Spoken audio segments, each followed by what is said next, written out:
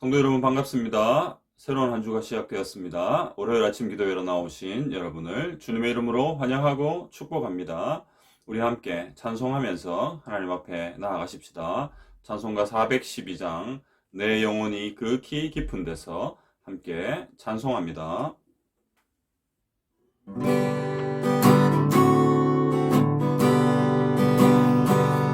내 영혼이 극히 깊은 데서 맑은 가랑이 울려나네. 하늘 곡조가 언제나 흘러나와 내 영혼을 고이 싸네.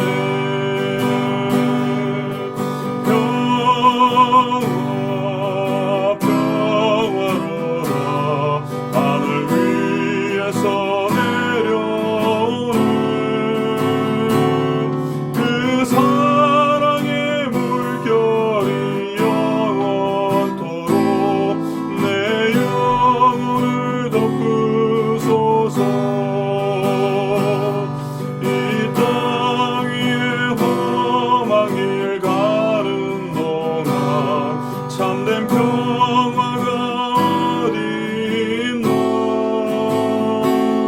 우리 모두 다 예수를 친구 삼아 참 평화를 누리겠네.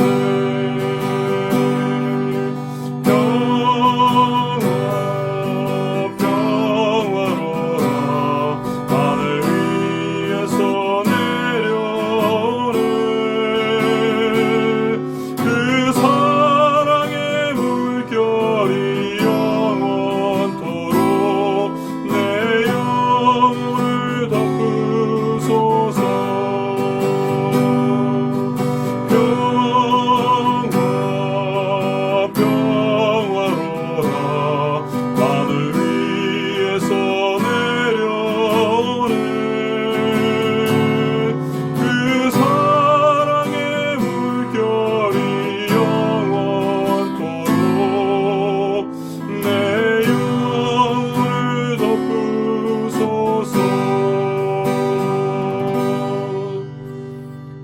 사랑과 은혜가 풍성하신 거룩하신 하나님 아버지, 또 저희들에게 새로운 한 주를 허락해 주시고 오늘도 하루를 시작하며 아버지 앞에 나와 찬양하며 기도하며 주의 말씀을 들을 수 있도록 인도해 주신 것 감사를 올려드립니다. 하나님 아버지, 어제 주일에 주신 주님의 말씀을 기억하며 또 오늘 하루를 시작합니다. 뿐만 아니라 오늘 또 이 아침에 주시는 주의 말씀을 붙들며 나아가기를 원합니다. 하나님의 말씀이 없이는 우리가 단 한순간도 살아갈 수 없음을 이 시간 고백하며 하나님의 말씀의 은혜를 구합니다. 주께서 우리의 심령 가운데 말씀으로 찾아와 주시고 오늘 이 악하고 험한 세상 가운데 참된 성도의 삶을 온전히 살아갈 수 있도록 주께서 말씀으로 임하여 주시옵소서. 하나님 아버지, 고통과 절망 가운데 있는 자들에게 하나님의 말씀의 위로와 회복이 필요합니다. 아버지여, 그들 심령 가운데 말씀의 위로를 허락해 주시고 성령 하나님의 도우심으로 말미암아 하나님의 말씀의 힘을 오늘도 강하게 공급받는 경험하는 은혜의 시간이 되게 해 주옵소서. 성령님, 오늘 이 시간 우리의 심령을 주장해 주시고 귀로만 듣고 머리에만 머물러 있는 말씀이 아니라 우리의 심령을 채우며 심령을 두드리는 말씀이 되게 해주셔서 하나님 아버지, 오늘 하루 온종일 모든 삶을 통해 이 말씀을 실제적으로 살아내는 저희들 다 되게 해 주옵소서. 말씀의 은혜가 오늘 이 시간 저희들의 심령을 놀랍도록 채워주시기를 소원하옵고 살아계신 예수님의 이름으로 기도드리옵나이다. 아멘.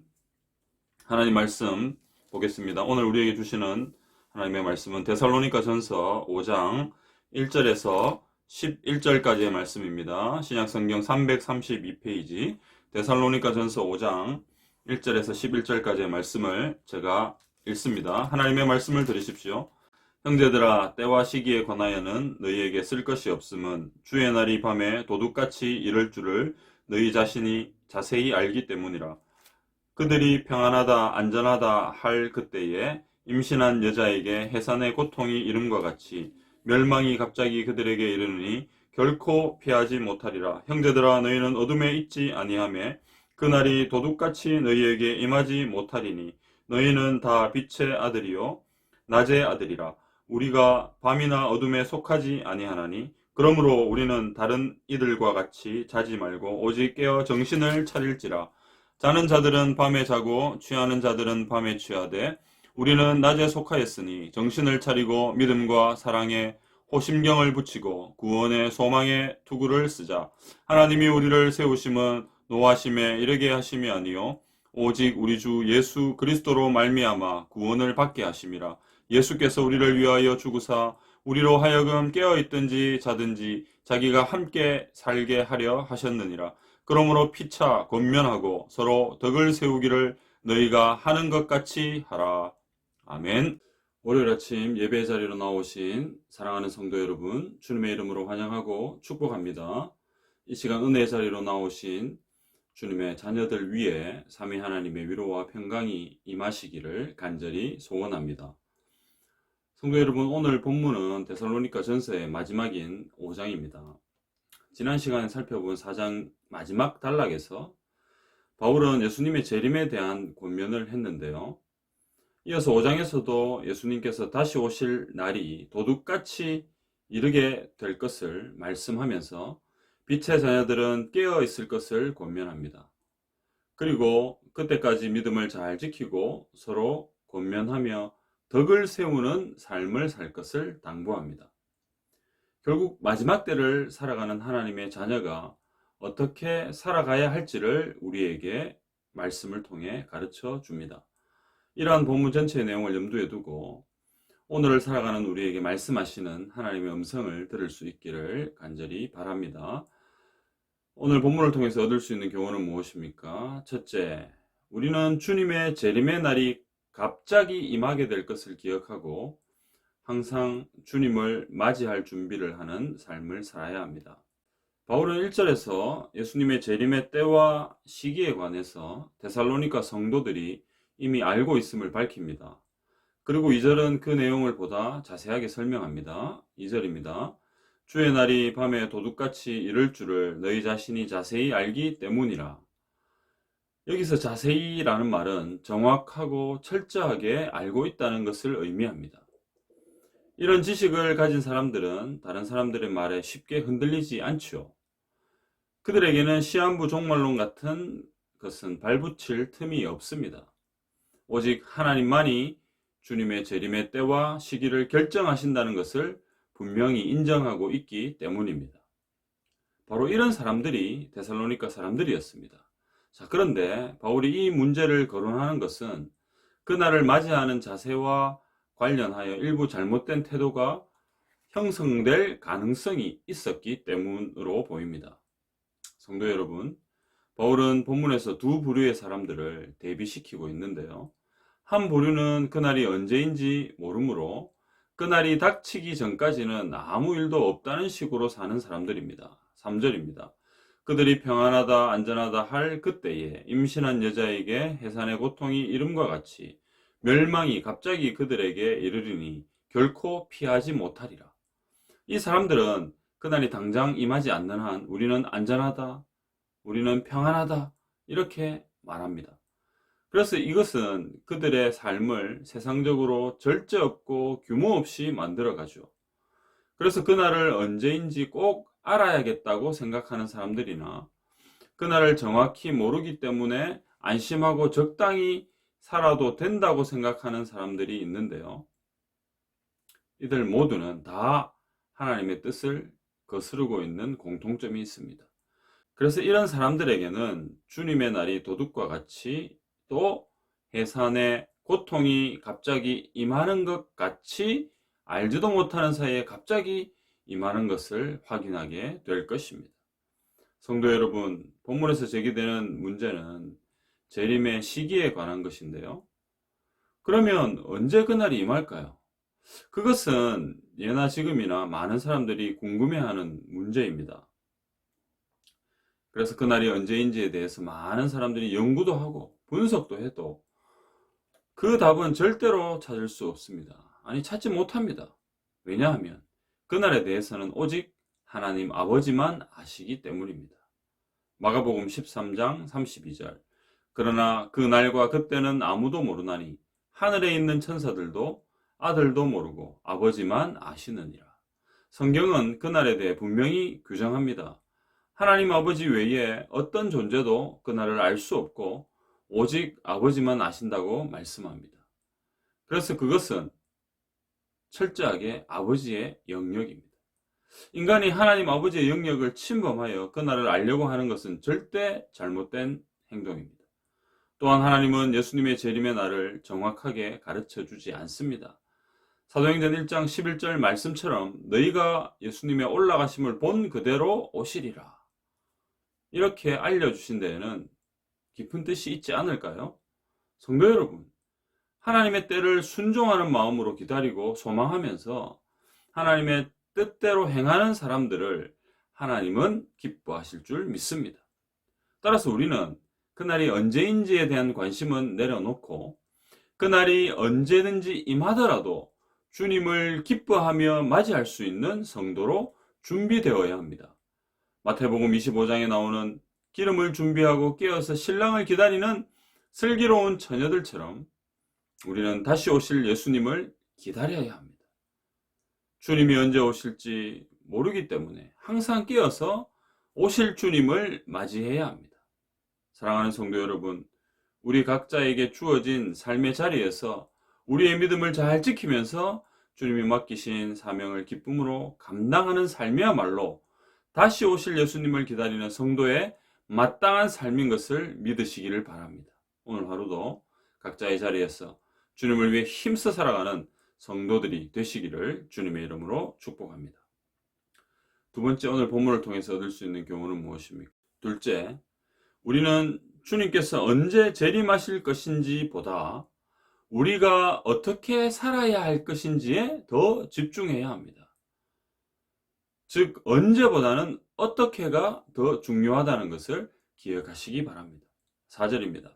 형제들아, 너희는 어둠에 있지 아니하며 그날이 도둑같이 너희에게 임하지 못하리니. 데살로니가 성도들처럼 항상 그날을 소망하면서 살아가는 사람들에게 그날은 결코 도둑같이 임하지 못합니다. 왜냐하면 그들은 어둠에 갇혀 있지 않기 때문입니다. 자, 여기서 도둑같이 임한다는 단어는 원래 방문하다, 만나다 라는 가벼운 뜻을 가지지만 보다 강하게 사용될 때는 덮치다, 사로잡다 라는 뜻을 가집니다. 병이 갑자기 덮치는 경우에 사용되는 단어입니다. 어둠에 빠져 있는 사람에게는 그날이 도둑같이 덮치는 방식으로 다가옵니다. 그러나 어둠에 갇혀 있지 않는 사람에게는 도둑이 덮칠 틈을 찾지 못합니다. 이처럼 틈을 주지 않기 위해 빛의 사람들은 늘 깨어서 근신하며 살아야 합니다. 본문 5절과 6절입니다. 너희는 다 빛의 아들이요 낮의 아들이라. 우리가 밤이나 어둠에 속하지 아니하나니 그러므로 우리는 다른 이들과 같이 자지 말고 오직 깨어 정신을 차릴지라. 이 말씀은 우리 삶의 모든 순간에 해당하는 말씀입니다. 우리의 삶의 일상에서, 우리의 일터에서, 우리가 약한 모습을 보이기 쉬운 환경 속에서, 또 믿지 않는 사람들과의 교제 속에서 더 깨어있는 자세가 필요하다는 겁니다. 성도 여러분, 밤이 아닌 낮에 속한 우리는 정신을 차리고 믿음과 사랑의 호심경을 붙이고 구원의 소망의 투구를 써야 합니다. 8절, 우리는 낮에 속하였으니 정신을 차리고 믿음과 사랑의 호심경을 붙이고 구원의 소망의 투구를 쓰자.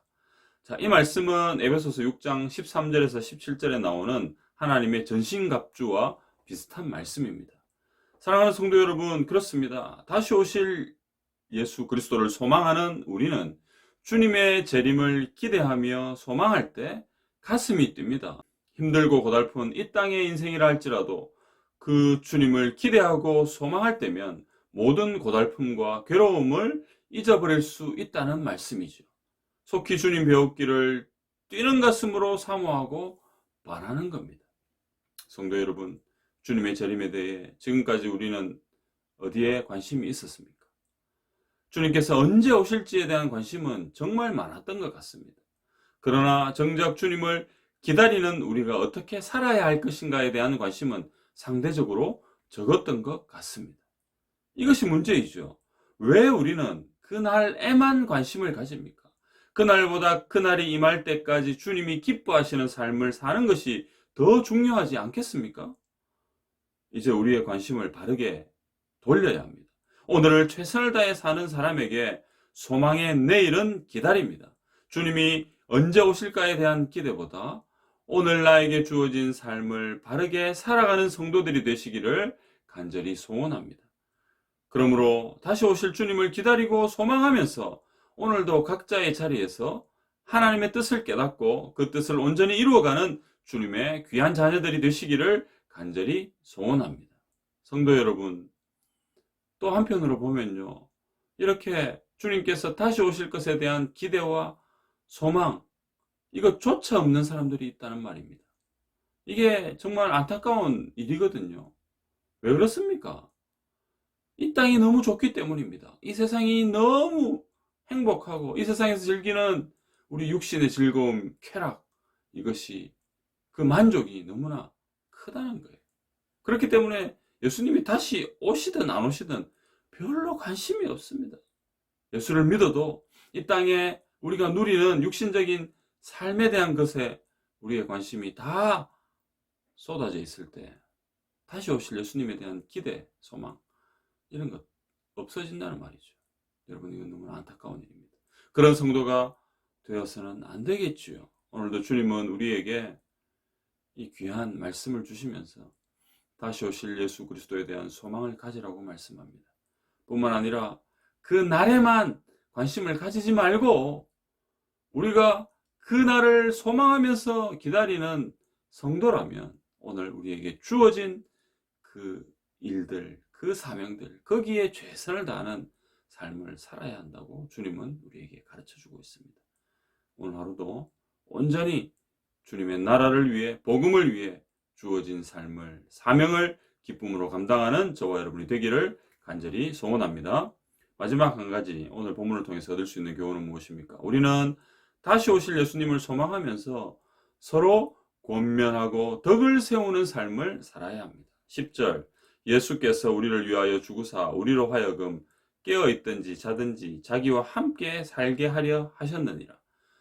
성도 여러분, 이 말씀은 기다림의 날들 가운데서 우리에게 무한한 위로가 되는 말씀입니다. 우리만 예수님을 소망하고 기다리는 것이 아니라 예수님도 그날을 기다리고 계시다는 말씀입니다. 우리가 주님을 사모하는 이상으로 주님도 우리를 사모하고 계시다는 의미이죠.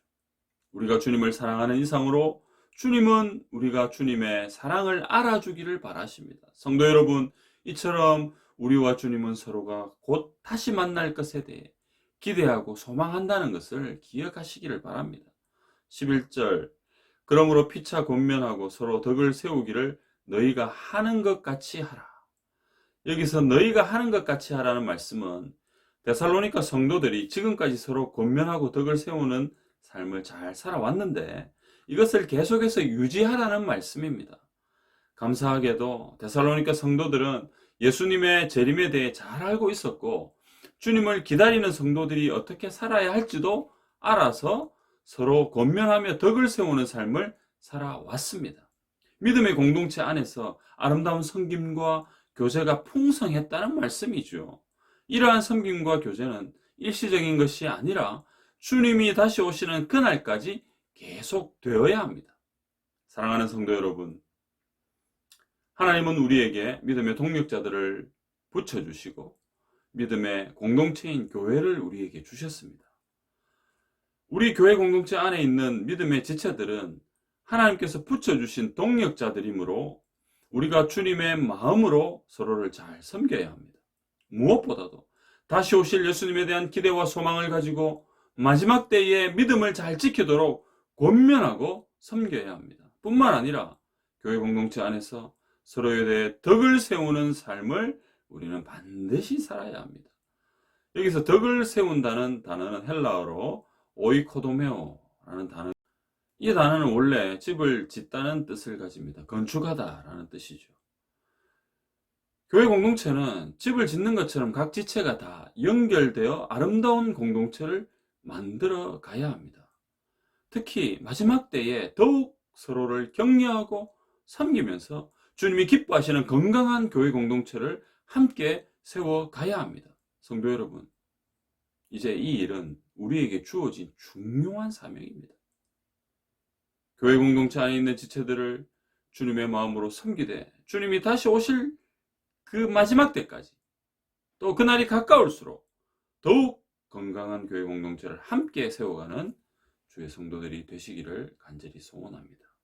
오늘은 월요일입니다. 공통기도 제목은 우리 교회를 위해서 기도하는 것입니다. 오직 예수 그리스도가 주인 되는 교회가 되도록 기도합시다. 말씀에 순종하여 사명을 이루어가는 교회 되도록 기도합시다. 준비된 믿음의 동력자들이 순적하게 세워지도록 기도합시다. 같이 기도드리겠습니다. 하나님 아버지, 새로운 한 주가 시작되었습니다. 새로운 한 주를 시작하며 또 하루를 시작하며 하나님 앞에 귀한 예배로 나아가게 해주신 것 감사와 찬송과 영광을 올려드립니다. 오늘 주의 백성들에게, 주의 자녀들에게 하나님의 귀한 말씀으로 권면하여 주시니 감사를 드립니다. 우리는 마지막 때를 살아가고 있습니다. 우리 주님께서 언제 오실지 우리는 알지 못하지만 항상 깨어서 준비하는 저희들 다 되게 해 주옵소서. 아버지여, 오늘도 우리에게 주어진 사명이 있습니다. 우리 교회에 주어진 사명이 있습니다. 하나님 아버지, 이 사명을 우리가 잊어버리지 않고 늘 기억하면서 그 사명을 이루기 위해 최선을 다해 달려나가는 매일매일의 삶이 되게 해 주옵소서. 아버지 하나님, 우리 교회를 주님께서 축복해 주시고 우리 교회가 영적으로 건강하고 또 모든 면에서 아버지 하나님, 하나님이 기뻐하시는 그런 교회가 되어서 많은 교회들의 모범이 되는, 본이 되는 그런 교회 되게 해 주옵소서. 우리에게 부족한 부분들이 있습니까? 하나님 하나하나 가르쳐 주시고 우리 온 성도들이 한 마음으로 이것을 잘 보완하여서 우리 하나님 앞에 큰 영광 올려드리는 귀한 교회 되게 해 주옵소서. 하나님 아버지, 서로 덕을 세우며 서로를 위로하며 격려하는 아름다운 교회 공동체가 먼저 세워져서 또 이것이 잘 유지되어서 그리하여 그 힘을 가지고 또 세상 가운데서 온전히 복음을 살아내는 저희 교회 모든 지체들 그리고 교회 공동체 되게 해 주옵소서.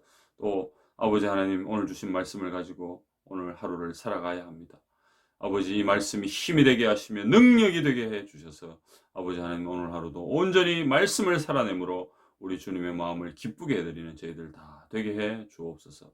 이 모든 말씀 살아계신 예수님의 이름으로 기도드리옵나이다.